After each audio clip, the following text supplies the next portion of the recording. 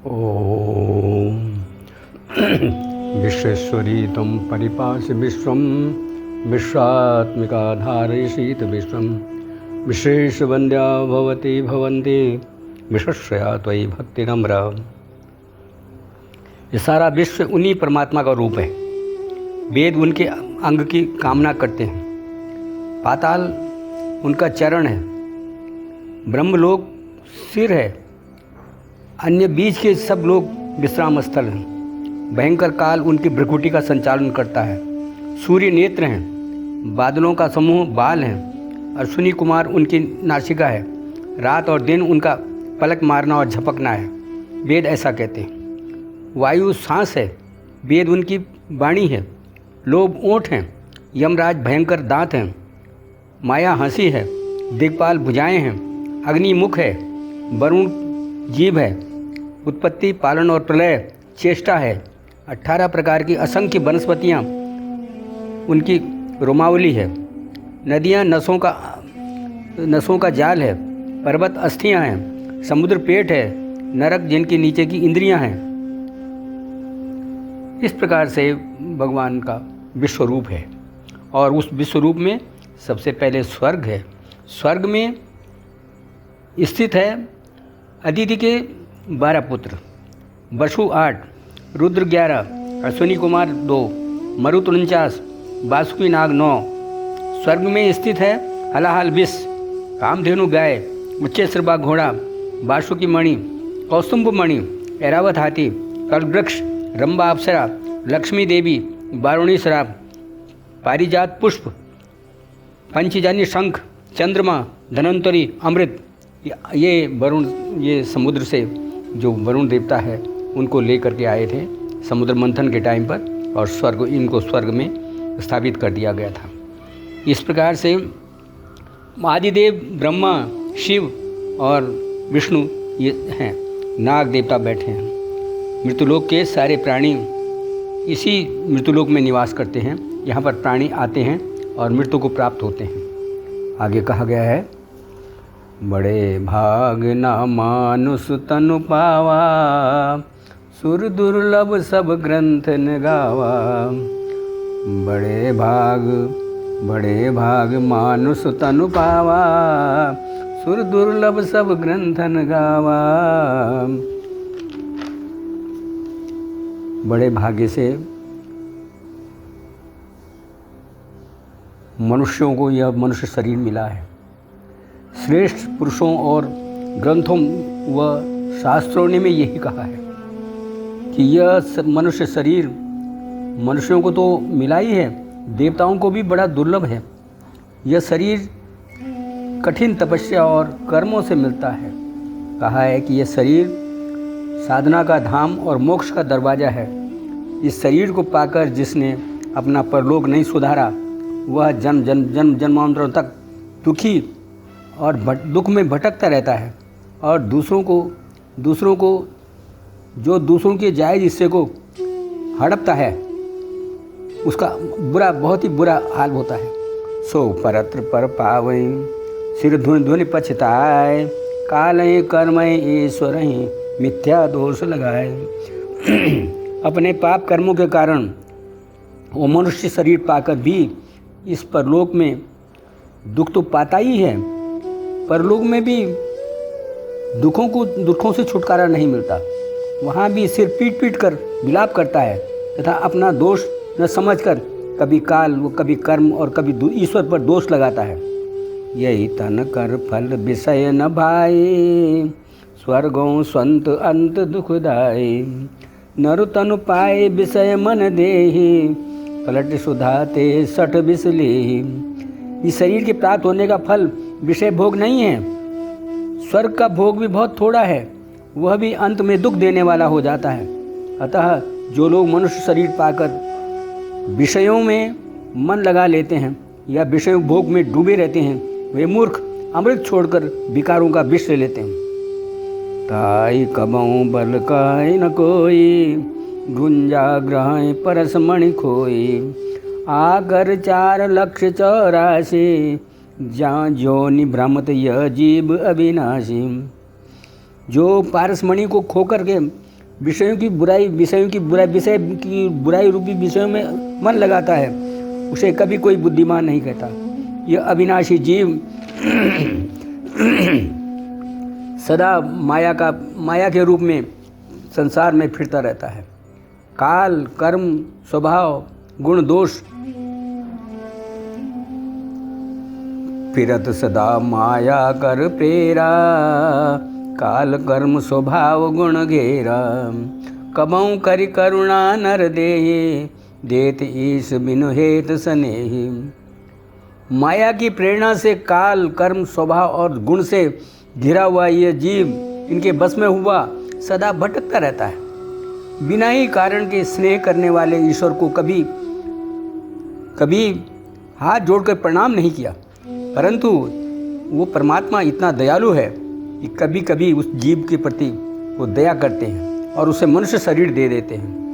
नर्तन भव बारिदि कहूँ बेरो, सन्मुख मरुत अनुग्रह मेरो, कर्णधार सदगुरु दृढ़ नावा, दुर्लभ साज सुलभ करे पावा। यह मनुष्य शरीर भवसागर से तरने के लिए जहाज के समान है। ईश्वर की कृपा ही अनुग्रह है। सद्गुरु इस मजबूत जहाज के कर्णधार हैं, खेने वाले हैं। इस प्रकार कठिनता से मिलने वाले साधन सुलभ होकर के भी भगवत कृपा से प्राप्त किया जा सकता है। जो न तरे भव सागर, नर समाज अस पाए, सो कृत निंदक मंद गति, आत्मा हानि गति जाए। जो मनुष्य ऐसे साधन पाकर भी भव सागर से न तरे तो वह जीव कृतघ्न और मंदमती होता है और आत्महत्या करने वाली गति को प्राप्त होता है। इसलिए इस शरीर से सदैव अच्छे कर्म करते हुए चलें और दूसरे का बुरा न करें। इस शरीर के प्राप्त होने का फल विषय भोग नहीं है। इस संसार में विषय भोगों की तो बात ही क्या है। स्वर्ग का भोग भी बहुत थोड़ा है। अंत में स्वर्ग का भोग भी दुख देने वाला हो जाता है। जो लोग मनुष्य शरीर पाकर विषय वासनाओं में मन लगा लेते हैं और मोह ममता में डूबे रहते हैं, वह मनुष्य होकर भी मूर्खों की तरह से अमृत त्याग कर विष ले लेते हैं। जिसने यह शरीर पाकर अपना परलोक नहीं सुधारा, वह शरीर गंवाने के बाद अधम तथा जड़वत योनि प्राप्त कर दुख प्राप्त करते हैं। बाद में वे सिर धुन कर पछताते हैं। बाद में उसे उनके बुरे कर्मों का फल भोगना ही पड़ता है। मोह ममता में डूबे हुए झूठ, कपट और पाखंड द्वारा अपना नाश करते हैं। यह विनाशी जीव अपने को नहीं पहचानता। यह अज्ञानता के कारण, लोभ, मोह, लालच के कारण कई जन्मों तक अन्याय और पाप, झूठ और कपट करता रहता है। अभिमान और छल छिद्र करता है। इन कर्मों से यदि उसे कुछ उपलब्धि हो जाती है तो वो अपने को बड़ा धनी और वैभवशाली समझने लग जाता है। इस प्रकार जीव की मृत्युलोक में कई जन्म लग जाते हैं, कई योनियों में जन्म लगते हैं। 84 लाख योनियों में 20 लाख वृक्षों की योनियाँ हैं। जल में रहने वाले 9 लाख जीव हैं। कृमि जो जल में और रहते हैं 11 लाख जीव हैं। पक्षी 10 लाख पक्षी की योनियाँ हैं। 30 लाख चौपाए चार पैरों वाली जीवों की योनियाँ हैं। 4 लाख मनुष्यों की योनियाँ हैं। इस प्रकार से योनियों में, अनेक प्रकार की योनियों में भटक करके वो जीव दुख को प्राप्त होता है। जो लोग ऊपर से मीठे वचन बोलते हैं परंतु हृदय के बड़े निर्दयी होते हैं, ऐसे लोगों का लोभ ही ओढ़ना और लोभ ही बिछौना होता है। वे लोग मोहवश दूसरों को से द्रोह करते हैं। उनके हृदय में दंभ और कपट भरा रहता है। ऐसे लोग ऊपर से सुंदर वेश धारण करके आते हैं, सीधे भोले लोगों को अपने कपटपूर्ण व्यवहार से ठगते हैं, धोखा देते हैं और उनका जीवन नष्ट कर देते हैं। तुलसीदास जी कहते हैं कि इस प्रकार से जो मनुष्य